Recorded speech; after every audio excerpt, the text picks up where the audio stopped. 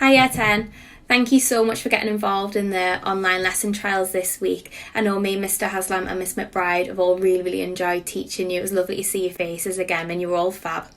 Um, Looking over the multiple choice questions that you completed after mine and Mr. Haslam's lesson, what we've done is we've done like a little video tutorial for you to watch.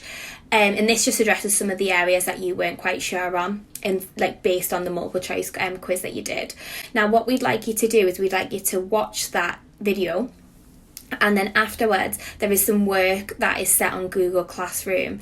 Now, this work is due for Wednesday before your next online lesson. Okay, so before my lesson again. Okay, so it's really important that you get it done by then. If you need any help at all, you can contact on the Instagram chat or on Google Classroom, obviously on email. Okay, so enjoy. Okay, so from the first multiple choice quiz that you did, which is the quiz after my lesson, there was just a couple of bits where that people weren't too sure on. The first one was the actual time that we're talking about when we're talking about the early atmosphere. Now, the early atmosphere, we're talking about 4.6 billion years ago. Okay. Now, like I said in the lesson, the time that it took to get to the atmosphere today, it didn't just happen overnight. It happened over billions of years to get to how it is today. Now, we talked about there being intense volcanic eruptions, which led to the large amount of CO2 in the atmosphere. Okay, so mainly in the early atmosphere, we had little or no oxygen, but the main gas that was present was CO2. Okay, we also had CH4, NH3, and N2, so methane, ammonia, and nitrogen. Now, one of the areas that some people weren't too sure on from the multiple choice quiz was the CO2 and why did it go down to what it is in the atmosphere today. Because in the atmosphere today we've got about 80% nitrogen, 20% oxygen, and then a very small amount of other gases, so it's less than 1%,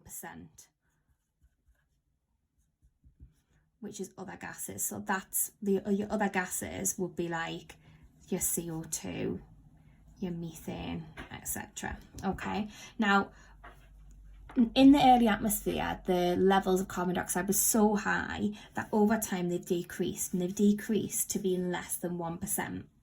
And that's due for the reason why is because of three reasons. The first being the evolution of algae. Okay, so we had algae which started to photosynthesize. So by the process of photosynthesis,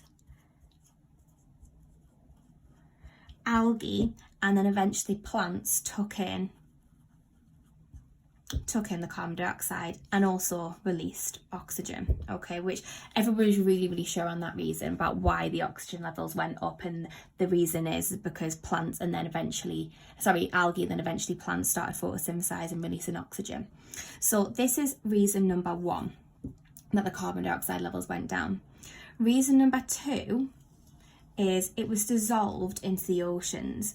So like we said, the oceans were formed because the H2O, so the water vapor, condensed to form the oceans, but the carbon dioxide dissolved into it. Okay, so that is reason number two. So first reason, photosynthesized, the algae photosynthesized, taken in carbon dioxide. Second reason, it dissolved into oceans. Now the third reason. So the third reason is the carbon dioxide is going to be taken in by these plants and animals, these plants, and eventually the plants are going to get eaten by animals, and then the plants and animals are going to die. Now, when these die, they eventually go into the ground, if you like, and what can happen is over time they can basically get trapped into sedimentary rock, so into layers, so often at the bottom of the sea as well. So it lies at the bottom of the sea and eventually forms layers, okay, of what's called sedimentary rock. Okay, so the carbon is locked up in sedimentary rock. Now, a couple of people were getting confused between sedimentary and metamorphic. So sedimentary, you can see the layers of the rock like this, and the carbon will get trapped in the sediments, okay, and the ones at the bottom will be the oldest rock. Okay, now that leads me on to the next area that we were a little bit unsure of. Now, this was the reason why scientists had some evidence for there being little or no oxygen. Now, the other day I showed you a picture of some rock, and it was like that sedimentary rock that I've just talked about. So it had these sediments. Now, the ones at the bottom will be the oldest rock. Now, what scientists have found is they've found iron compounds. Now, if you have some iron and it reacts with oxygen, what happens to it is it oxidizes. Okay, so you get iron oxide. Now, if there was oxygen present in the early atmosphere, all of these the iron and the iron compounds would have combined with iron oxide. So with the oxygen become iron oxide, so it would have oxidized. So there wouldn't have been these iron compounds present in the lower levels. Okay, so after you watch the whole of this video, okay, I've set a bit of work on Google Classroom that I want you to have a go at, okay? Next, Mr. Haslam's going to talk about some areas that you weren't too sure on in his multiple choice quiz. I just want to say well done, everybody. Thank you for completing the multiple choice quiz after the greenhouse effect lesson. Most of you did a really, really good job. But the answers to the questions did throw up just a couple of misconceptions which I want to address in this little short video. And the first one is this. When the shortwave radiation is emitted by the sun and it's travelling towards Earth, one of the answers that you gave occasionally that was wrong was that the greenhouse gases here actually absorb that short wave radiation, and that isn't true. That short wave radiation, the greenhouse gases actually allow it to pass through, and it eventually hits the surface of the Earth, or the land as we were talking about on the lesson. So those greenhouse gases do not absorb it, they let short wave radiation pass through. However, some of you also said that when the land gives back the long wave radiation, yes, some of that long wave radiation will make its way back into space. However, when I asked you what the most likely thing to happen is, the most likely thing is that the greenhouse gases, the three greenhouse gases, will absorb it.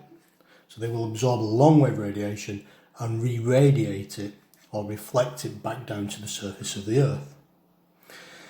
And the final thing on the greenhouse effect, really, that was a misconception, was about the average temperature. A lot of people thought that temperature, the increase only happened in the summer months. And yeah, I know that temperature does go up in the summer months. But the thing about the greenhouse effect is that the average temperature will increase the whole of the year. So for instance, if you're sat there in December, yeah, I know it's not warm, but December in 2020 is a little bit warmer than it was in 2000. So the greenhouse effect is causing the average temperature of the Earth to increase slightly over the whole of the year. And finally, there's a little bit of confusion about what impact humans had on the increase of CO2 and CH4, so that's carbon dioxide and methane in the air. And it was around methane that the main misconception was. If this gas here, methane, is to increase in the air, it's going to be down to two things that we do. And it was one thing that you had a misconception with. That is increased because of our agricultural methods. And there's two examples you can have for that. The feed that we give to the cows increases that gas, but also the increase in rice, consumption and demand has meant that gas has also increased. The way that rice is farmed in wetlands underwater involves a production of a gas, methane, and so increased production of rice has increased the amount of CH4 in the atmosphere. Okay, so now you've watched the video, it's time to go back to Google Classroom and complete the main activity that's on there on the greenhouse effect. Well done, everybody.